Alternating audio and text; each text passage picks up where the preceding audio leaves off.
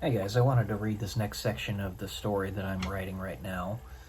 So, I have 327,000 words written of my manuscript, plus the first book that is currently in the process of being published.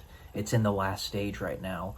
I should be getting my hard copies of it, my complimentary hard copies of it here in just a few days. But I was particularly happy with the way this last part came out of the story, so I'm going to read it to you right now. 6 months is distance enough, the feminine voice whispered.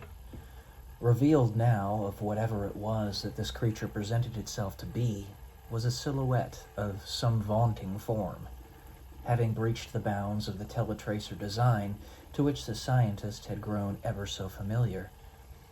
And that perhaps its very feminine voice, however digitized or distorted, may have been coming from some type of intercom embedded within the silhouetted metal carapace, some type of transmitting device. But how this was possible was still beyond the pale of for even the scientist's understanding, as indeed it was the silhouette of the mechanical dragon that he had faced so many times before, though not yet at this point in his history. How had the inhabitant of this machine, the one he knew so well, found their way all the way back to this here beginning, to this here recommence, the players of which should have been unknown?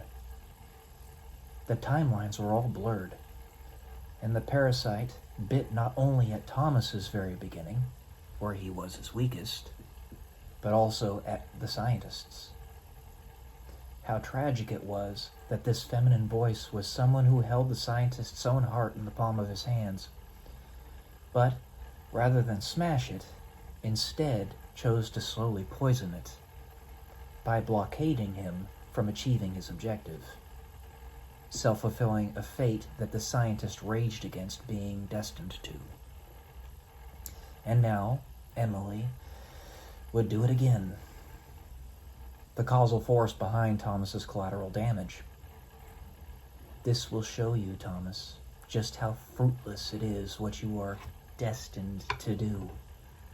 Yes, this is all caused by you trying to do good. Believe that, and let it die. Emily, the source of the feminine voice, whispered into Thomas's ear, the penultimate act that she would carry out from the aforementioned teletracer, as she phased her form between it and the mechanical dragon. Believe me now, darkness, my old friend, she whispered to herself, face of stone, tears flowing down her cheeks, as she sat in the leather-bound seat of the cockpit within her machine. No, the dark force whispered back into her soul, giving her the impression that it smiled deridingly at her pain.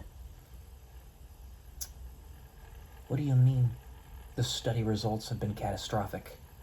That doesn't make any sense, Harold, Thomas's father, said to his colleague as he explained to him precisely what had occurred. And that's where I ended it. So, that's the next section. Let me know what you think. Deuces.